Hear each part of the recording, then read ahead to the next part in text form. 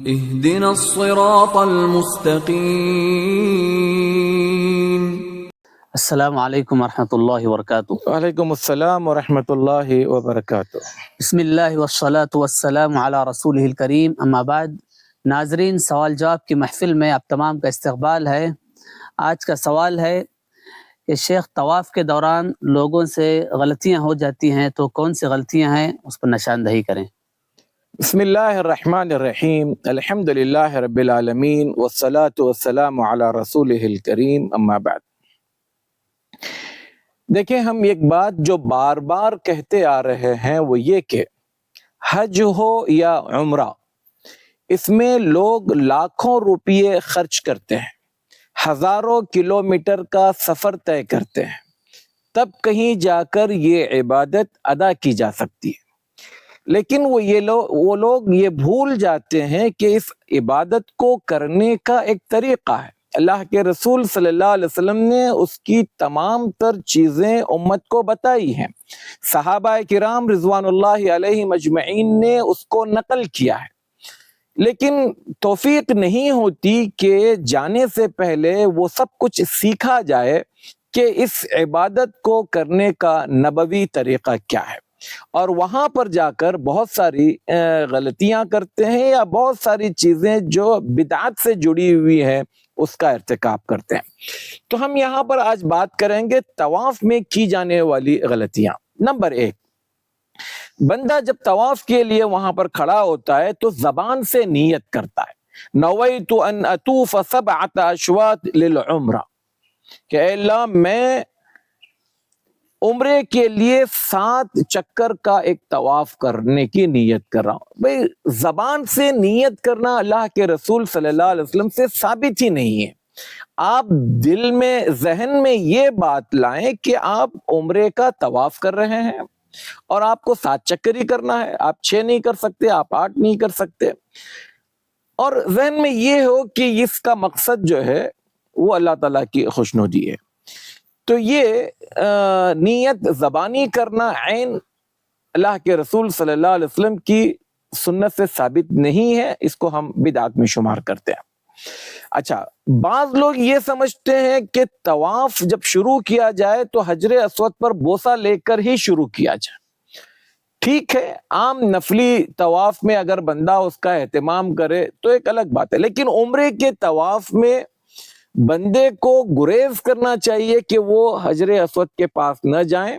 ہم نے اس سے پہلے ایک ویڈیو بنایا تھا، کیونکہ حجر اسود پر جو خوشبو لگی رہتی ہے، عمرہ کرنے والا حالت احرام میں ہوتا ہے، اس کو بوسہ دینا گویا اس خوشبو کو اپنے اوپر لگا لینا ہے۔ تو اس لیے، اور دوسرا یہ بھی کہ حجر اسود کا بوسہ لینے میں اچھا خاصا وقت لگتا ہے، لائن میں آنا پڑتا ہے، بہت سارا بسا اوقات دھکم دھکی ہوتی ہے۔ تو ایک انسان جب عمرہ کر رہا ہے تو اس کو طواف میں پہلے اپنا عمرہ مکمل کر لے، پھر اس کے لیے وہ الگ سے چلا جائے۔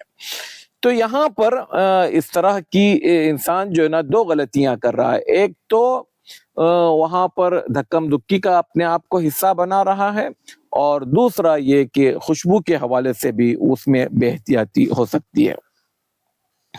اچھا، ایک غلطی عام طور پر جو حاجی کرتے ہیں اکثر و بیشتر، وہاں پر کچھ کتابیں ملتی ہیں، اب تقریباً وہ کتابیں ہٹا دی جا رہی ہیں، لیکن پھر بھی دوسرے ملکوں سے لوگ لے کر آتے ہیں۔ وہ سمجھتے ہیں کہ طواف کے ہر چکر کی کوئی خاص دعا ہے، تو یہ بھی سنت سے ثابت نہیں ہے، اگرچہ کہ دعا معنی اور مطلب کے اعتبار سے ٹھیک ہو، اچھی ہو، لیکن اللہ کے رسول صلی اللہ علیہ وسلم سے کسی بھی چکر کی کوئی بھی مخصوص دعا ثابت نہیں ہے، لہذا وہ دعا نہ کریں۔ البتہ اللہ کے رسول صلی اللہ علیہ وسلم سے جو چیز ثابت ہے وہ کیا ہے؟ رکن یمانی سے لے کر حجر اسود تک اللہ کے رسول صلی اللہ علیہ وسلم ربنا آتنا فی الدنیا حسنہ وفی الآخرۃ حسنہ وقنا عذاب النار، یہ دعا پڑھتے تھے۔ آپ بھی اسی دعا کا اپنے آپ کو پابند بنائیے، باقی طواف میں آپ کو جو پڑھنا ہے وہ آپ پڑھیں۔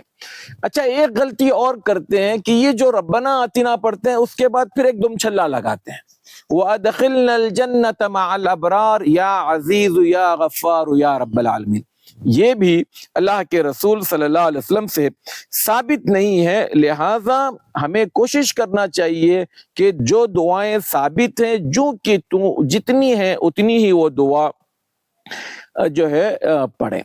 اچھا، طواف کرنے کے وقت میں عام طور پر بعض لوگ یہ غلطیاں کرتے ہیں، اور ان میں سے بھی بعض میں بھی میں یہ بات کی وضاحت کر دوں، جو چیز مشاہدے میں آتی ہے وہ یہ کہ مان لیجئے اگر کسی کے ساتھ میں 2-3 خواتین ہیں اور انہی کے ساتھ میں 2-4 مرد ہیں، تو وہ لوگ کیا کرتے ہیں، خواتین کو بیچ میں لے کر مرد حضرات تھوڑا سا حلقہ بنا لیتے ہیں، گول دائرہ ٹائپ بنا کر چلتے ہیں۔ اس صورت میں جب وہ طواف کر رہے ہوتے ہیں تو مرد حضرات جو ہے ان کا کعبۃ اللہ ان کے بائیں جانب نہیں ہوتا ہے، بسا اوقات پیٹھ کی طرف ہوتا ہے، بسا اوقات سامنے کی، جو بندہ ادھر سے آ رہا ہے وہ سامنے ہے، جو ادھر سے وہ پیٹھ کی طرف ہے۔ ہونا یہ چاہیے کہ طواف کرنے کے وقت میں ہمارا بایاں کندھا جو ہے وہ کعبۃ اللہ کی طرف ہو، اسی طرح سے وہ طواف کرے۔ اور جو ہے ایک چیز یہ کہ خواتین جو ہے وہ خود بھی جب طواف کر رہی ہوتی ہیں تو یہاں پر ایک غلطی جو دیکھنے کو ملتی ہے کہ بسا اوقات وہ رمل کرنے کی کوشش کرتی ہیں۔ رمل جو ہے یہ مردوں کے ساتھ خاص ہے، خواتین کو رمل بھی نہیں کرنا ہے، رمل کرنے کی اداکاری بھی نہیں کرنا ہے۔ طواف میں جو غلطیاں کی جاتی ہیں ان میں سے ایک یہ کہ بعض اوقات، اور اس میں بھی یہ چیز جو دیکھنے کو ملتی ہے وہ ٹور والوں کے پاس ہے، یا پھر کچھ اور بھی لوگ ہیں جو اپنے طور پر جاتے ہیں، کسی ایک بندے کو ہائر کرتے ہیں، وہ ایک دعا پڑھتے رہتا ہے، اس کے پیچھے مل کر دعا کرتے ہیں۔ یہ اجتماعی دعا بھی ثابت نہیں ہے، ہر آدمی کو اپنی اپنی دعا کرنا چاہیے، اور ہر آدمی آہستہ سے دعا کرنا چاہیے، کیونکہ طواف میں جہاں ہزاروں بلکہ لاکھوں لوگ طواف کر رہے ہیں، آپ جب بلند آواز سے چیزیں پڑھو گے تو ان کو پڑھنے میں تشویش ہوگی، ان کو پڑھنے میں دقت ہوگی، ڈسٹرب ہوگا۔ لہٰذا آپ اکیلے تنہا اپنی دعا پڑھیں، خاموشی کے ساتھ پڑھیں، زور سے پڑھنے کی ضرورت نہیں ہے۔ اچھا، بعض لوگ جب طواف کرتے رہتے ہیں تو حجر اسود کا استلام جب دور سے کیا جاتا ہے تو حکم یہ ہے کہ ایک ہاتھ اٹھایا جائے، اور اس طرح سے ہاتھ اٹھا کر اللہ اکبر ایک مرتبہ تکبیر کہی جائے۔ اب بعض لوگ جذباتی ہوتے ہیں، جذباتی ہو کر جب وہ آتے اللہ اکبر دونوں ہاتھ اٹھاتے ہیں اور تکبیر پر تکبیر بولے جاتے ہیں۔ بھئی آپ کے جذبات بہت اچھے ہیں، ہمیں آپ کے جذبات کی پاکیزگی پر کوئی شک نہیں ہے، لیکن یہ عبادت ہے، جی ہاں، اس عبادت میں جذبات کام نہیں کرتے، اس عبادت میں منمانی چیزیں کام نہیں کرتی، اس میں سنت کے مطابق آپ کو اتنا ہی کرنا ہے جتنا ثابت ہے۔ اب بار بار اللہ اکبر اللہ اکبر جو اس طرح سے کیا جاتا ہے، یہ اور خاص کر یہ چیزیں ہمارے لوگوں میں کم دیکھنے کو ملتی ہے۔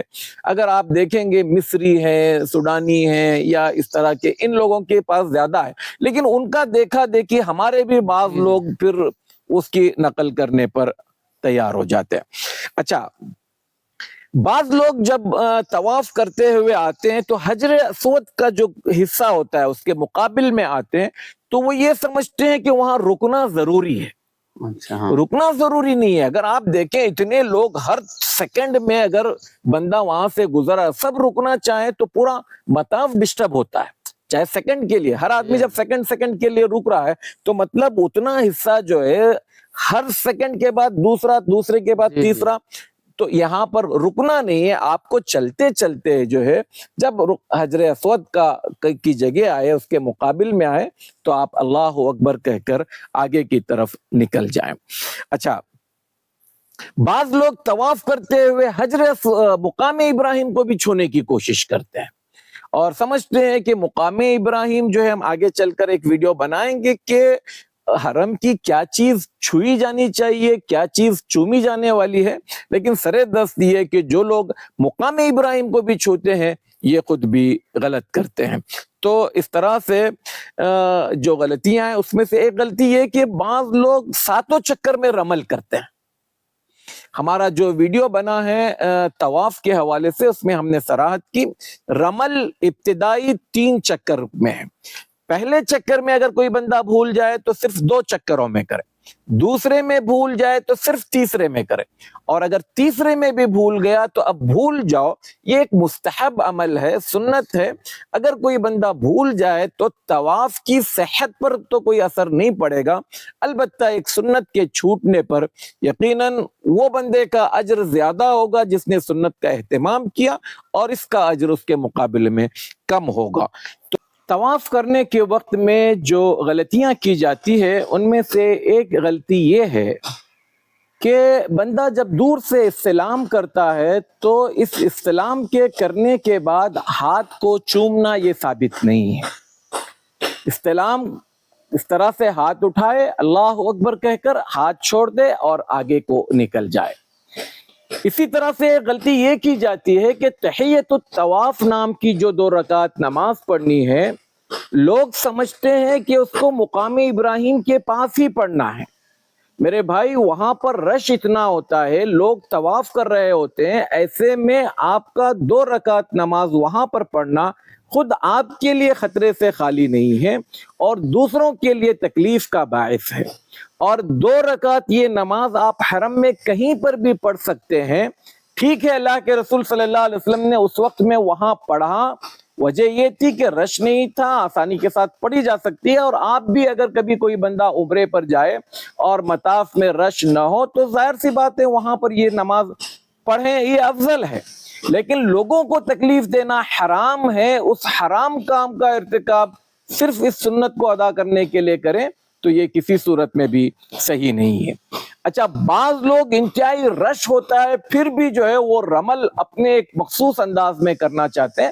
اگر انتہائی زیادہ رش ہو، چلنا مشکل ہو، تو انسان صرف ذہنی طور پر اپنے آپ کو اشارتاً سمجھے کہ وہ رمل کر رہا ہے، ورنہ فزیکلی طور پر آپ جسمانی طور پر اس طرح کا شانے ہلانا، ہاتھ ہلانا یا اکڑ کر چلنے کی کیفیت کو اپنے ساتھ نہ رکھیں۔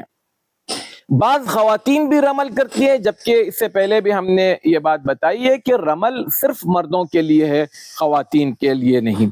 اور بعض لوگ رمل 7 چکر میں کرتے ہیں، جبکہ رمل صرف 3 چکر میں ہے، باقی کے 4 چکروں میں رمل نہیں ہے۔ تو یہ کچھ باتیں تھی جو طواف کے دوران میں ہمارے مشاہدے میں آئی ہوئی ہے، یا بعض علماء نے باقاعدہ اس پر کتابیں لکھ کر آگاہ کیا ہے، تو ہم چاہتے تھے کہ اپنے ناظرین کو بھی اس حوالے سے آگاہ کریں۔ میں اپنے ناظرین سے کہوں گا کہ اس طرح کی غلطیاں کرنے سے اپنے آپ کو بچائیں اور سنت کے مطابق اپنے جملہ تمام عبادتوں کو ادا کریں۔ اللہ تعالیٰ آپ کے لیے آسانی پیدا فرمائے اور اللہ تعالیٰ آپ کی عبادتوں کو قبول و منظور فرمائے۔ آمین۔ ناظرین، ماشاءاللہ شیخ نے بہت باریکی سے طواف کی غلطیوں کو بتایا ہے۔ اکثر لوگوں سے غلطیاں ہو جاتی ہیں لیکن انہیں پتہ ہی نہیں ہوتا کہ مجھ سے غلطیاں ہو رہی ہیں۔ جزاک اللہ خیر، والسلام علیکم ورحمۃ اللہ وبرکاتہ۔ وعلیکم السلام ورحمۃ اللہ وبرکاتہ۔